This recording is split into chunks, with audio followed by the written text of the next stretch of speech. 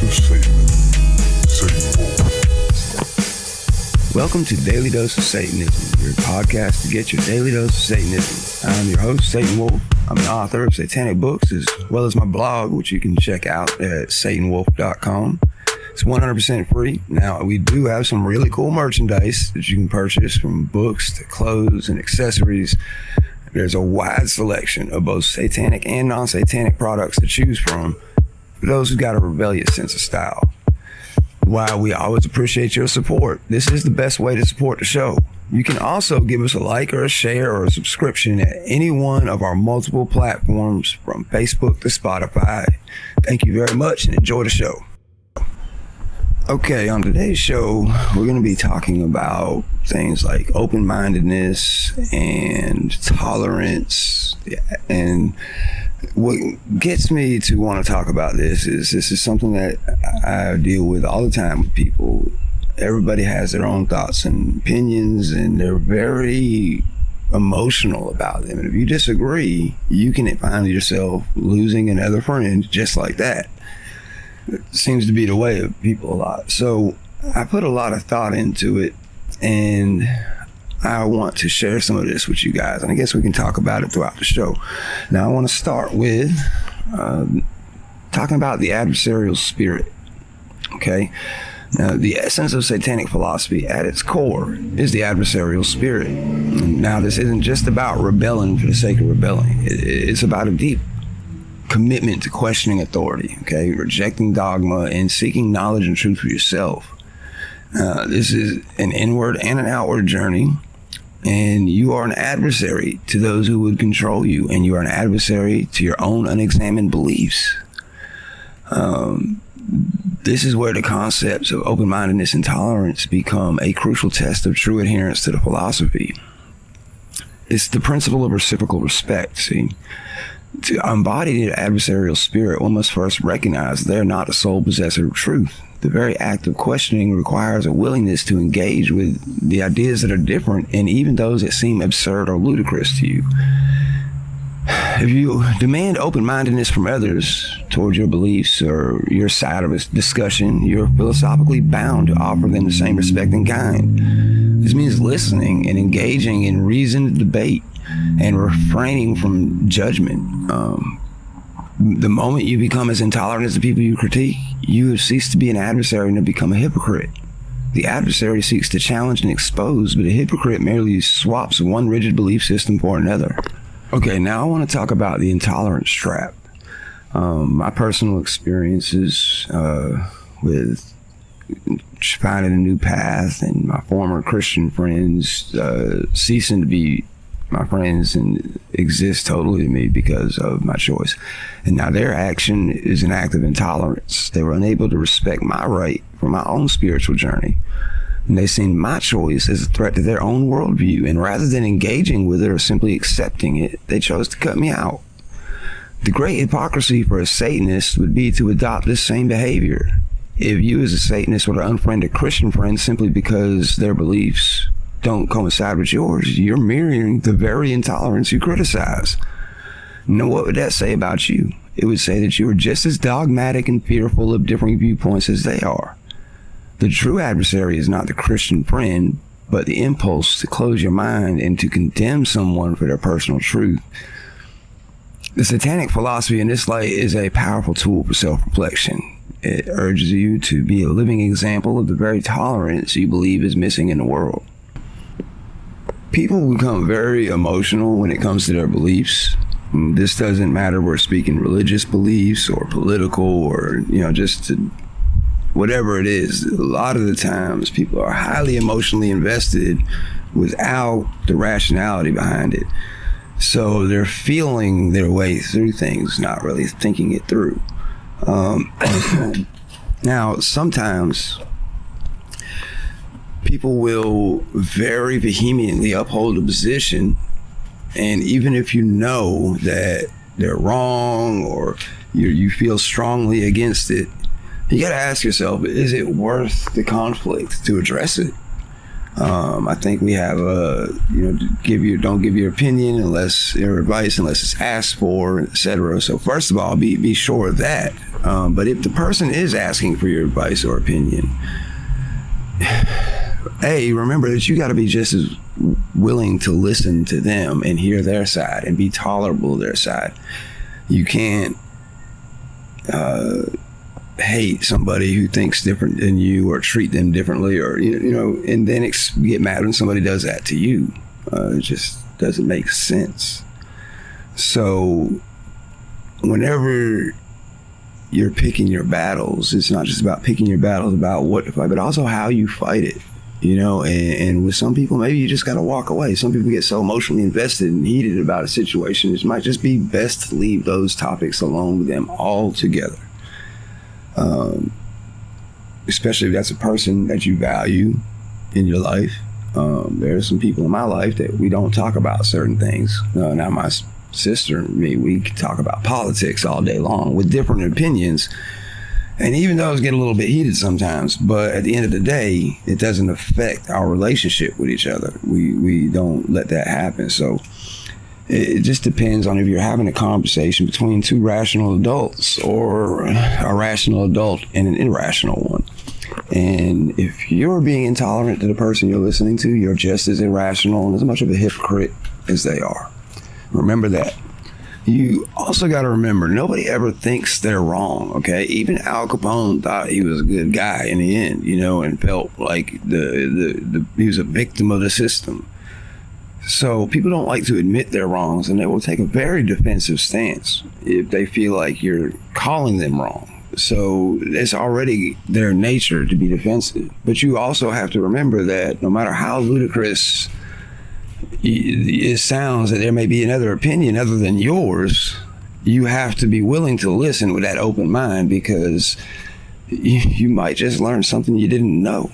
And maybe it'll help you to understand why the other people feel that way, because it's coming from a different perspective. But if your mind is closed before they ever even open their mouth, I'm sorry, you're being a hypocrite. It's now time for the Satanic verse of the day. Satanic verse of the day. I am your host, Satan. Satanic verse of the day. Daily dose of Satan. Satanwolf.com. Satanwolf.com. Satanwolf.com. Okay, so time for the Satanic verse of the day. Today we're going to be reading verse 571. We will claim the skulls of your archangels as trophies, adornments to our war banners, symbols of our defiance. Now, this verse uses some powerful metaphors. So we do not believe in little angels or such beings. The words are an act of symbolic blasphemy, intended to reinforce our resentment towards spiritual religions and Christianity. In this context, the archangels represent the enforcers of God's wills, his messengers, his church, his preachers, all those who act to spread his spiritual dominion. And by claiming their skulls, we are symbolically declaring victory over these forces of control. It is an expression of our dream for a world where there is no more spirituality or blind faith, where individuals are free from the hierarchies of a spiritual religion. And so when it comes to these kinds of verses, why I wrote these things and why I write them is because I feel like it's the aesthetic of the religion. You know what I mean? It's not to be taken literally, but I like having these things to go to and reference and read that actually are built around the philosophy that I believe in. I guess, you grow used to certain things being a certain way. So when you want to change, you want something there to replace it. So, like verses and scriptures, they're not meant to be literal at all. They're just there for that religious aesthetic to help you to get into that mindset when it comes to entering the ritual chamber and just etc. When it's like we turn it on and off, suspension of disbelief with our religion. When you go into the ritual chamber, it's a whole different thing. So it's kind of like that mindset, just for these. It's definitely very metaphorical. Okay, so now we want to talk about the illusion of a single perspective. The old saying, there are two sides to every story, right? Well, the adversarial spirit recognizes this is not a cliche, but a fundamental truth. If you ever look at an argument or a person from one side, it is incredibly easy to be misled or to make false judgments, and your understanding will be incomplete and therefore weak. To truly be an adversary to the status quo, you must first master a comprehensive understanding of it. It doesn't make much sense trying to tear something down. You don't even know what it is. How can you take apart a machine, unless you understand how it goes together? So with that understanding, you got to actively seek out viewpoints, engage with others on their own terms, and seek understanding from their motivations and fears and internal logic. Only then can your critique be truly powerful. Without this discipline, you are not a knowledgeable rebel. You are simply a dogmatic person with a different set of beliefs. That's it. The path to power is paved with knowledge, and true knowledge is gained only by considering every angle. If you limit yourself to one viewpoint, you can never see the whole picture, and why would you want to do that? Even if the person you're debating with is wrong, per se, if there is a right and wrong, if it's not a matter of opinion, at least you can try to understand their motives, to understand why they would think that way. Just me. Furthermore, now this principle extends beyond the ideas into the realm of human relationships. All right, true friendship should be able to rise above differences, whether they are in belief, politics, or lifestyle. If you only surround yourself with those beliefs whose beliefs mimic your own, you're not living as a true adversary. You're failing to see the full spectrum of the world and the beautiful complexity existence has to offer. By embracing friendships with people who are different from you, you are living the philosophy of open-mindedness, not just debating it. And I would also like to point out, getting to see and enjoy the full spectrum the world has to offer. We wouldn't want to live in a world where everybody thinks the same. This is another reason why the Satanist does not evangelize. We don't want everybody to be Satanists. I mean, for one, it's impractical, not cut out for everybody, but we need the contrast in a sense. Without it, everything one-sided, it's just be bland and boring existence. I just never really could understand how two working class, solid Americans can end up fighting over which politician, they're backing. These folks are rich, okay? This stuff is like a game to them. They don't even need this kind of money, these people who have these positions. They're just doing this stuff because it's something to do to entertain themselves. And they're literally just playing games with the rest of our lives and sitting there laughing at the masses while they're fighting each other.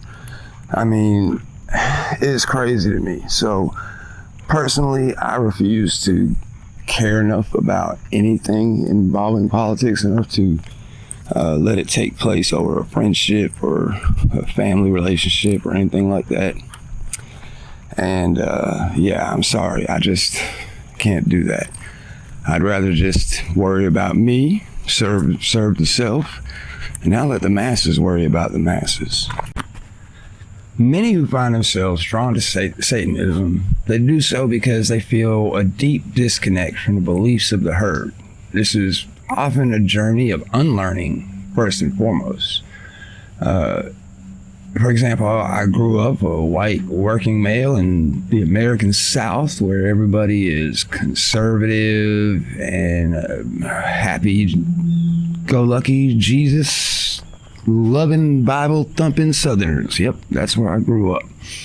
Working a man's job and working with tools in your hands is definitely Christian conservative.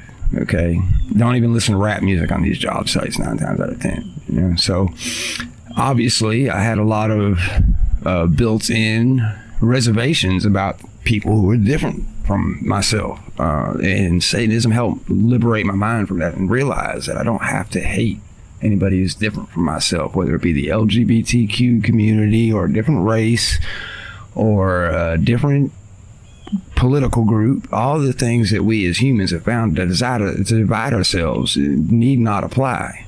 And just got to make, and then once you clear out all that programming and you can try to kind of make your decisions for yourself, you'll see that you've been severely misled in life and seeing things so one-sided and probably be bringing a lot of unnecessary negative feelings and emotions into yourself living that way.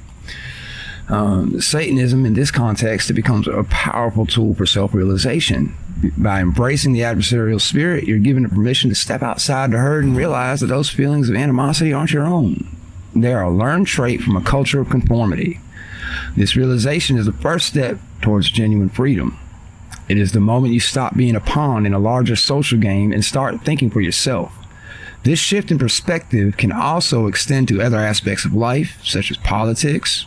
When you realize that the energy spent on political feuds is often just a game played by powerful figures who are using people as pawns, you can reclaim that energy and invest it into your own growth and mastery.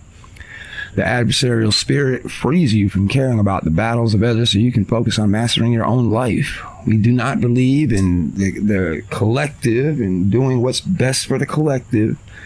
We believe in doing what is best for us, what suits us best.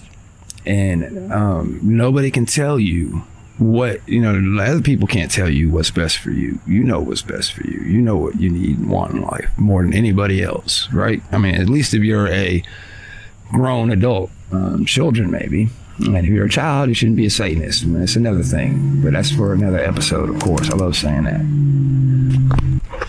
So today we've talked a bit about open-mindedness, the rebellious spirit, the ability not seeing things in one way, even when you're strong in your beliefs. Like, I'm not going to become a Christian, but if I'm going to debate and argue with a Christian, I must listen with an open mind, and if not to believe what he's saying, to at least attempt to understand where is it coming from and why does he think and feel this way, especially if it's so illogical, right? And by doing that and seeking that level of understanding, you now can have have a broader spectrum of the picture in which that other person, they can only see one side. It gives you the advantage.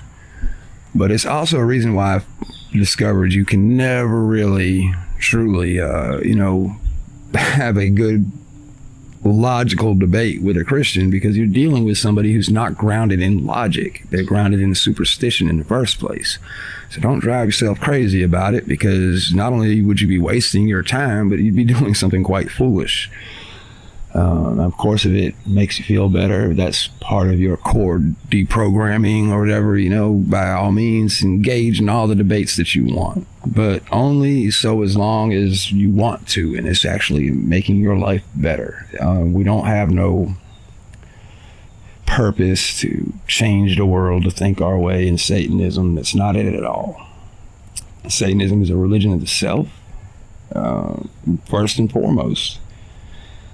And I think we pretty much covered this topic for today. I'd like to hear any of your thoughts, comments, and opinions, and anything you'd like to hear about on a future show. You can email me on my website at satanwolf.com. I also have lots of products you can choose from there on my website. Stuff on there for everybody, as long as you got a bold sense of style. We'll put it that way. Not everything on there is satanic. Not every Satanist wants to be branded as a Satanist everywhere they go, but Satan does have a certain gritty side of humor in which I try to reflect into some of my products. And if you want to know more about what I'm talking about, go to the website and check it out. And again, that's satanwolf.com. And until next time, may critical thinking forever guide your path. Our Father, who art in heaven, hallowed be thy name. Thy kingdom come, thy will be done, on earth as it is in hell. So we take this night our rightful gifts and trespass not on passive pain. Lead us unto temptation and deliver us from false piety. For this is thy kingdom, power, and glory, forever and ever. Satanwolf.com. Satanwolf.com. Satanwolf.com. Daily dose of Satanism.